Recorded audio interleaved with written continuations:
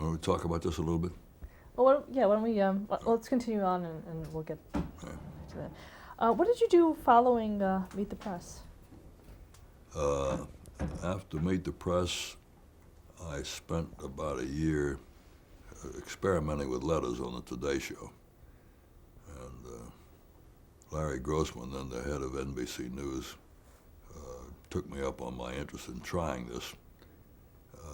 But Larry was not able to give the letters column the support it deserved, I think, because it offended some of the major correspondents.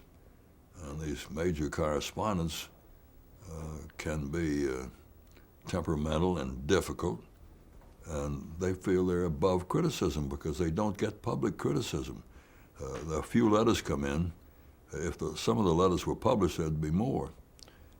Newspaper reporters are subject to the discipline of letters talking about what they're doing. But NBC network broadcast reporters in general are not. They should be. It would be good for them. It would be good for the news departments, and it would give people a sense of some humility on the part of broadcast news departments. And right now, there's a feeling of a good bit of arrogance on the part of broadcast news departments. Letters giving you hell, which you put on your own air, can be helpful in that respect. One time in a political convention in Texas, this was, and I guess Mondale was the Democratic nominee, and Geraldine Ferrero had been chosen as the vice presidential nominee. And Brokaw was talking about Geraldine Ferrero's dress size. And a woman wrote in saying, "You didn't tell us anything about Mondale's suit size. Why do you tell us anything about Geraldine Ferrero's dress size?"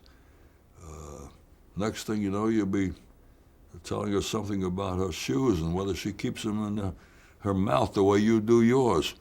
It was a very tough, nasty, feminist viewpoint that we were treating a woman differently than we would treat a man. And Brokaw didn't like it. And there were other letters. I got a letter one time from a person who said, I was listening to a program on Sunday morning. I can't remember what the news program was, and there was a nature segment, it's kind of an essay about the rainforest up in Washington, someplace. And during this thing, I heard a bird song. There's something wrong with that because the state of Washington, this bird never shows up. This bird is a New England bird. And I went to talk to the people who put the program together, and it turned out that a sound man thought there should be a little sound in here, and he added this bird, not realizing it was not indigenous to this area, but a bird watcher heard it, complained about it, and we ran the letter, which was pretty funny. And I came in, which didn't usually do, with a little editor's note saying, Mr. Jones, you're right. That was a strange bird, should not have been in there. It was put in by a sound man. It was against NBC rules, but obviously the intention was not malicious. But here was a guy caught doing something. It was harmless in a way, but he wasn't supposed to add anything. An indication of how entertaining the letters can be. How were they selected for use? Well, people got in the habit of sending me letters at the request of Larry Grossman, and I selected them. And I selected letters that I thought were good, or people were angry for good reason, at least by their standards. And you saw a farmer standing by his tractor, reading the lines from his letter into the camera. You saw a woman at her desk, a secretary, reading her letter. So you had their expression and their irritation with the network exposed, their irritation with the correspondent. And it was something that would be valuable to any program if a network was willing to tell its correspondents, by God, you could be subject to criticism just like newspaper reporters. Dave Broder and the top newspaper people are all subject to criticism. There's no reason why you guys should escape it. Now, how long did this last? Lasted about a year, and the producer of the Today Show hated it because it made some of the principals on the Today Show unhappy. So it was a struggle. If Grossman had been a little stronger guy, I think he could have fought it through, but they yielded to the desire for peace and quiet and non-public criticism on the part of the correspondents. Did you remain at NBC after that? No, after that I went to work as editor of the American Journalism Review. At that time it was the Washington Journalism Review, later became the American Journalism Review. I did that for 6 or 7 years, and then I spent some years as ombudsman for the Stars and Stripes military newspaper, which was a fun job. The ombudsman at that paper was hired to visit the papers and to make sure that the military was not interfering with the content of the paper. The military were not supposed to keep stories unfavorable to the military out of the paper that was going to the troops. The troops were supposed to get the unvarnished news the same as people in the U.S. were getting. This is for troops overseas. And so every time you came to the headquarters in Japan or the headquarters in Germany, you were there as waving a First Amendment flag and as sort of a warning to the military. Don't try to tell these editors what to put in the paper, or they'll tell the ombudsman, and the ombudsman will tell a couple of people in Congress, and you had a certain amount of weapons at your discretion if you needed them. Do you think it's true today, too? So far as I know, the ombudsman up until a couple of years ago, and may still be working that way, probably has the clout to keep the paper free of contamination. Because you can go to the congressman and their staffs believe in the principle of the troops getting a newspaper that has both sides and is unvarnished. And the military, the Pentagon, doesn't like congressmen coming down on them. But the ombudsman can go to a congressman and say, here's the General so-and-so is giving trouble to the Stars and Stripes and so forth. What do you think is your greatest achievement in your career? I don't know, probably the business in New Orleans of editorializing in favor of a peaceful acceptance of segregation. To do 50 editorials, an editorial every 2 weeks, for 2 years on that subject, a subject that was so tender that the newspaper was ducking it completely on its editorial page. It takes some doing, and I think it's unprovable, probably had some effect. And people knew that something was happening when this television station took to editorializing on this subject. And the fact that the black people remembered me years later, more so than white people did, indicates that it meant something to them. And the fact that we had hate mail and hate phone calls indicates that it cut into something important. What role do you think television as a whole played in the civil rights movement? It played a very interesting, important role. I think the black militants saw television as a tool they could use. They could be seen and heard on television. They didn't have much of a sense of having newspaper space available to them.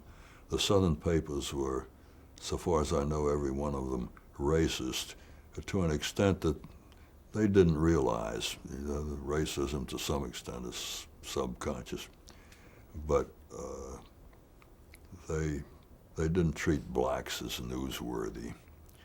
But the black militants began to see that if you had a lunch counter and somebody was dumping a pie on your head and punching you and throwing food in your face, and you were holding your ground on these stools, and this film went out around the country that you were communicating with a capital C, and they undertook to use television, and they hoped when they took a chance of freedom riding in the buses, going to Birmingham and places like that,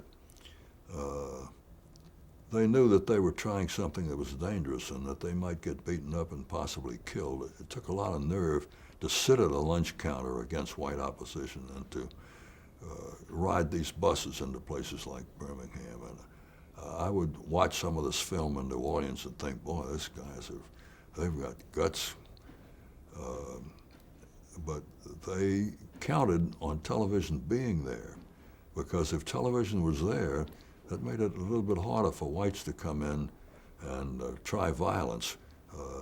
Not so hard that it didn't happen here and there, but I think they used television in an intelligent way as a news medium, and they created pictures that television couldn't ignore, and they knew they were doing it.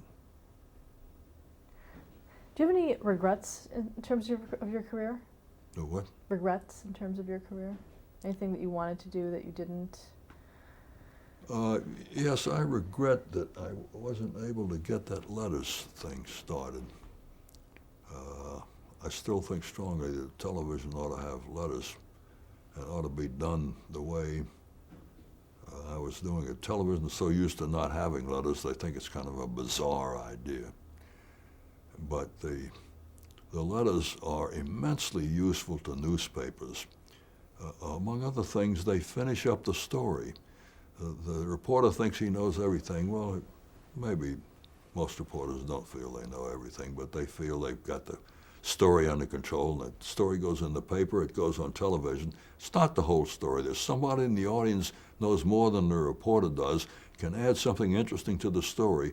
And one of the things you get in the letters column in the newspaper is you learn more about the story. If the letter is on a subject you're interested in, you've read the story, but now you get a viewpoint or an additional fact, a footnote, an epilogue that you wouldn't otherwise get.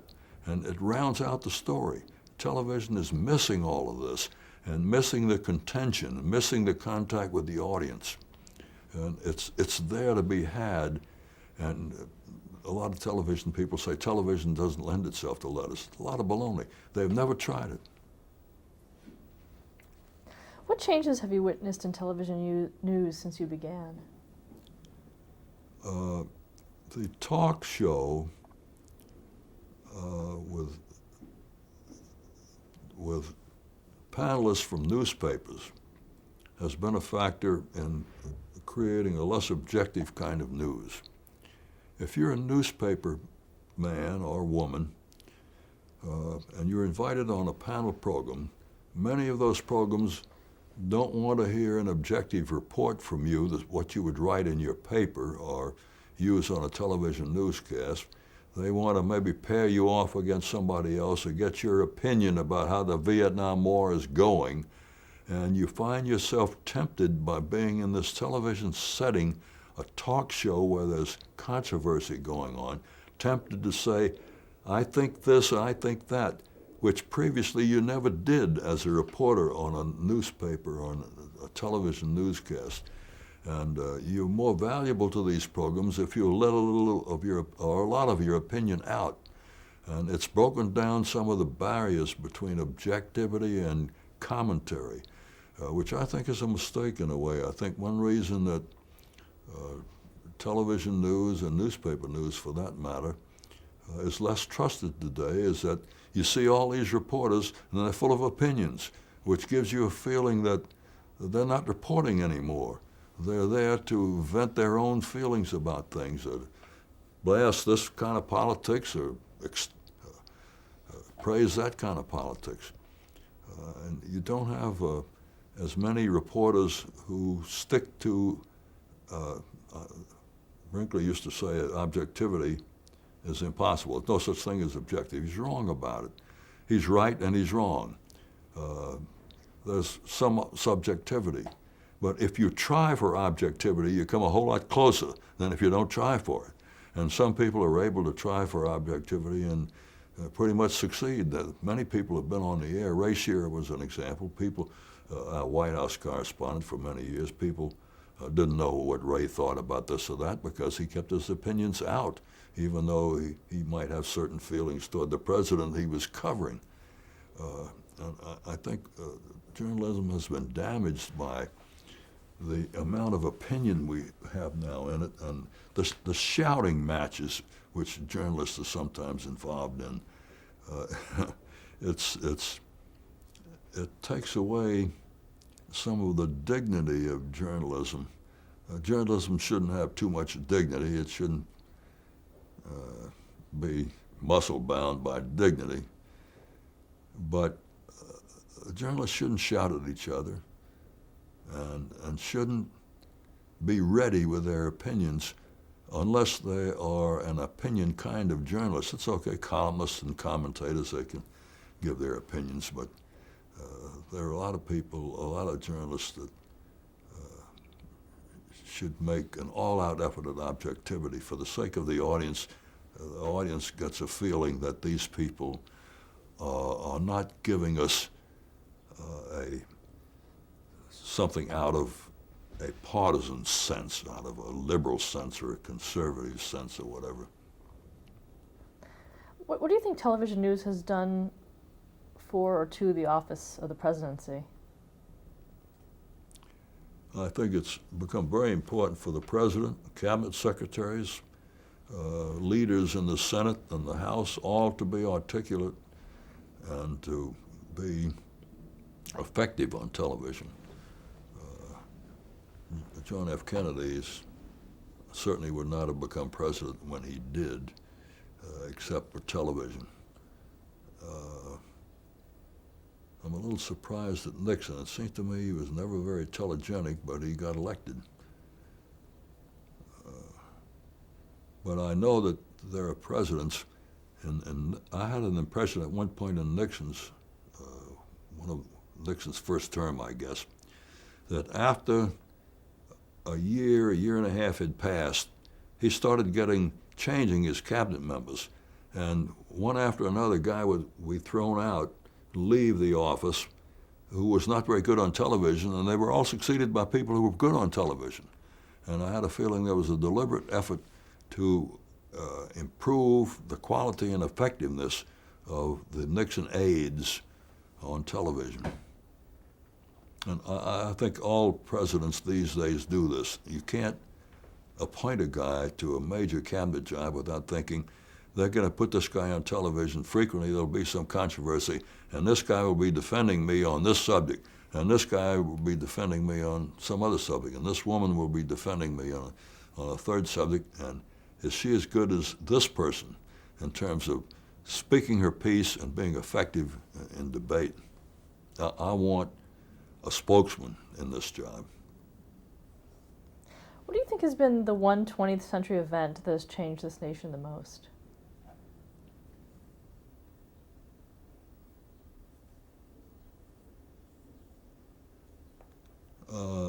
I would think you'd have to think about the civil rights struggle. You'd have to think about the Cold War. You'd have to think about Vietnam, which affected this country seriously. I'm a little bit inclined to think that the civil rights struggle was as important as anything else. I look on the civil rights struggle as the fulfillment of the American Revolution. This is part 2, part 3, chapter 8, but a new extension of the American Revolution. Every intellectual, every historian, most journalists, many American citizens have thought about all men are created equal. And yet until 50 years ago, you had people who did not appear to be created equal. They sat in the back of the streetcar. They were discriminated against in every facet of our life. So how do you put these together? All men are created equal. Boy, that's got a tremendous ring to it. It's not happening over here. Okay, that's come together now. These people have said, we are created equal. They got the nerve from the American Revolution and from history and the news media that this ideology means something, and we're going to make it our own, and we're going to insist on something. We're entitled. All men are created equal. We're entitled to that. And it's a rounding out of the American Revolution. It's exciting, and the news media, television certainly played a large part in that.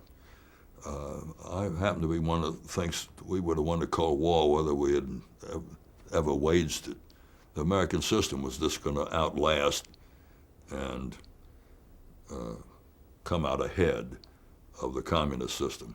That we didn't necessarily need to do as much fighting and bloodshed as we've done. And I think we damaged ourselves by going into Vietnam and probably by going into Iraq. Has the public's perception of network news integrity changed since you began your career? Since I began at the network? Yeah. In the last 20 years or so? Yes, I think so. There's not as much trust in the network news as there was. There's not a feeling that people don't feel that the present anchor guys are as responsible, as balanced, as cool, as calm as Cronkite and Huntley. And we've just gotten through a period that's all of a sudden come to an end of Jennings, Rather, and Brokaw. These three guys, I think, all were worthy successors to the Cronkite, Huntley, Brinkley era. But now there's a feeling that this excessive amount of opinion enters into it. I don't think we have as many correspondents who read books as we used to. I think we have more who pay attention to their hair than we used to. I should talk about that. But the polls indicate we're not as trusted as much as we used to, and there must be some reason for it. And I think partly is a sense that we're opinionated. And the Fox network has created some of this by going in for opinion disguised as fair and balanced. It obviously aims at attracting a conservative audience.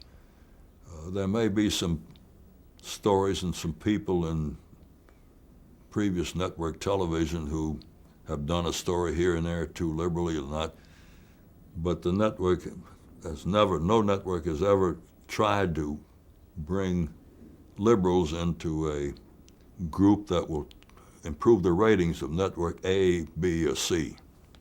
But the Fox network has done that with conservatives, and that helps give a sense that the networks are using opinion to help themselves, using opinion and shouting on programs to attract an audience at the sacrifice of responsibility and information for people as much unvarnished by partisanship and opinion as it can be made.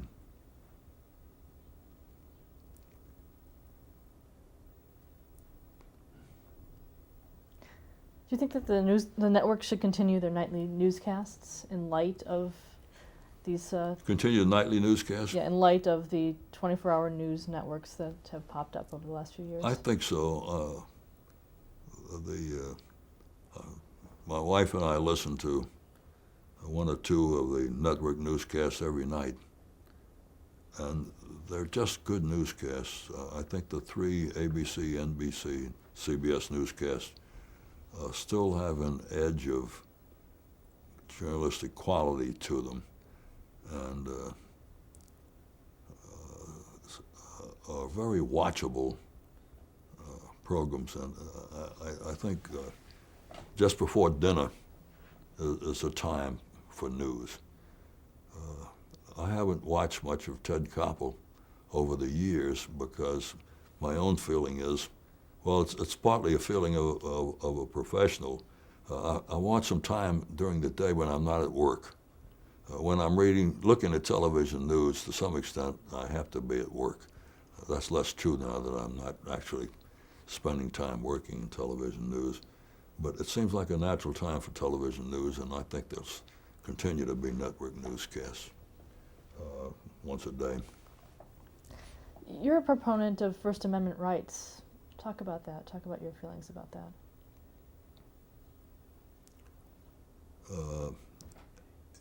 It's not generally understood in this country that television is not a First Amendment medium.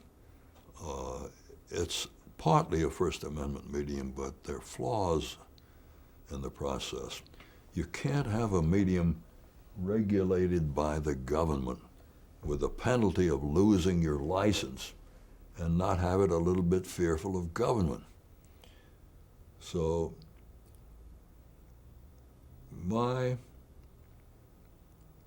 remedy to get a First Amendment broadcasting setup where, for the sake of the people of the country, so you're protected by not having the executives of this news medium fearful of government. Government is the place you particularly want not to control your news. If General Electric has some influence over the news, that's not good. You want to keep that out. But it's not as bad as having the U.S. government and Washington have some influence over the news. So you don't want the U.S. government to have any influence over the news. And you have to, if somebody needs to allocate licenses, it can be done on a basis that there's no penalty having to do with the content of the programming. You can have a complete First Amendment setup. Then you have to give up having the FCC censor television.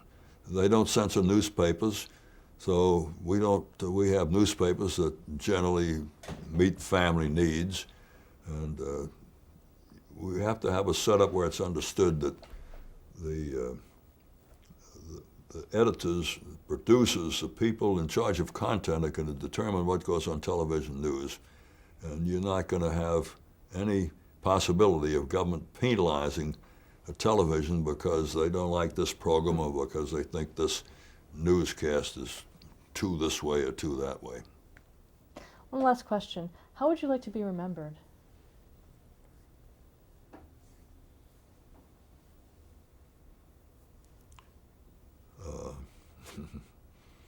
I don't know. I'll work on that.